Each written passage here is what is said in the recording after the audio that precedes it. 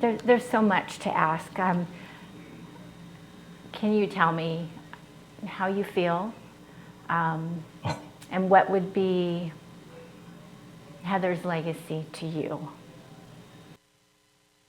I'm devastated. Um,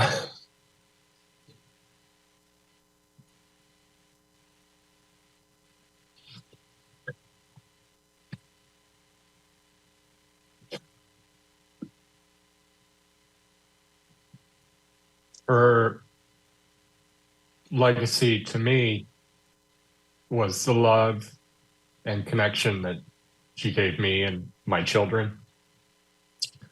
I think her legacy to the world is that there are countless lives that she saved through her honesty, her experience, her openness. And it is extremely sad that the one life she couldn't save was her own. And I can only imagine how you struggle with that. And that's why I asked you how you feel. How are you doing? My therapist told me that when somebody completes suicide, the trauma that they are experiencing radiates out to everyone around them, everyone who loved them. And I feel like I have taken on the lion's share of that trauma. I understand her mental state much deeper now that she is gone. But my therapist also told me that it's up to me to lie down on the grenade and make sure that that trauma isn't passed to my children or my friends or anybody else, to try and process that trauma and get rid of it once and for all. That's what I'm trying to do, but it's the hardest thing I've ever done. What would you like the millions of people who followed her, and loved her, what would you like them to know? I think the core reason this happened was her alcoholism. She was very confident when she declared her sobriety that that was the end of it. And I was too, because I believed her. And there is no shame in relapsing, but if you have loved ones who have relapsed, it's a matter of loving them and making sure that they get the help that they need, and that help can't always come from you. The alcoholism is like a beast that keeps clawing at the individual until it gets what they want, or the individual removes himself from the equation by killing themselves. And it's a horrible affliction on humanity. So I think what I would want people to know is that if you have a loved one that has this problem, don't give up hope on them, and make sure that they get the help they need from the outside. And there are many ways to do that. And what do you do if they reject the help? Did you face that, the rejection? Yeah. It makes the individual into a dishonest shadow of themselves. And it is very, very difficult for the people who surround them, who love them, to deal with that and not blame themselves. And I am struggling with the guilt and the blame of what happened on a constant basis. And I just want people to know, as people have told me, that in the end, there's one person responsible, and that's the individual who's the alcoholic. We can do all we can to love them and help them and push them along, but if they don't accept that help, that lays on them. And the children, you mentioned the children. How are they doing? Uh,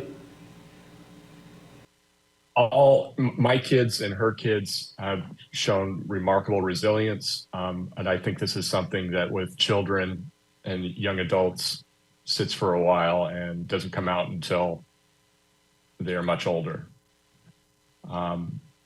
It's been extremely hard for me, and not only losing Heather, but I have parented her children for most of the last 5 years, and they have gone to live with their father in New York as they should, but my family has been cut in half, and that's why I'm here with my kids, trying to show them that I still love them just as much, even though this terrible thing has happened, and that we all have a future together. And you mentioned to pay your respects and Heather's wishes, that you're in London for a reason. Can you talk about that? Well, we're in London for 2 weeks, and it's strictly we're trying to have fun in London, even though the circumstances make it very difficult for me to do that. We're still trying to have fun in London. On the 19th of July, it's Heather's birthday, and I'm going to be in Paris then, and I am going to scatter a portion of her ashes in Abersoir, which was a place we visited where Van Gogh died, that Heather felt very connected to, and also on the banks of the Seine in Paris, where we used to have dinner. What would you say to Heather? Heather, that I forgive you for what you did. I understand that your mental state drove you to this, and in your heart, it wasn't what you wanted.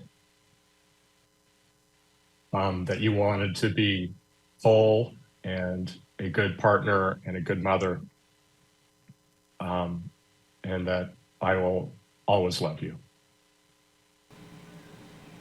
And Pete, you're getting the help that you need, right?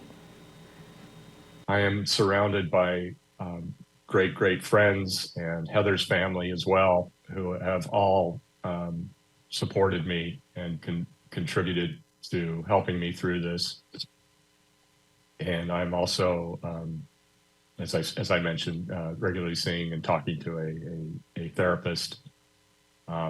Once I return from Europe, I plan to definitely participate in some of the local grief counseling groups, especially for people who have experienced suicide of someone close to them. Do you think that we do enough in our country, particularly in Utah, to help people who are dealing with the suicide of a loved one? I don't think we do enough in this country to help people with mental health issues. Unfortunately, Heather was able to acquire a firearm quite easily, even though she had a suicide attempt in late 2021 that put her in the hospital. She was still able to go out and acquire not one, but 2 firearms without my knowledge. And mental health has been decimated. Mental health care has been decimated in the United States for the last 50 years. And I think the statistics of suicide are showing the fruits of that.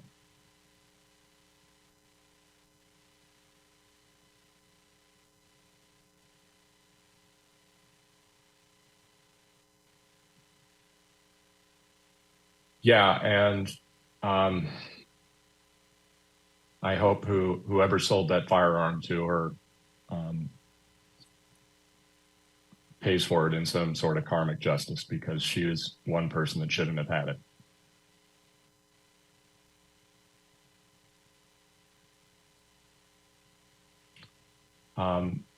I know Heather was widely loved, and I have not only received support from friends and family, I've received support from people all over the world, and I thank everyone who has reached out. Wonderful. Well, thank you so much for talking to me. I sincerely appreciate it.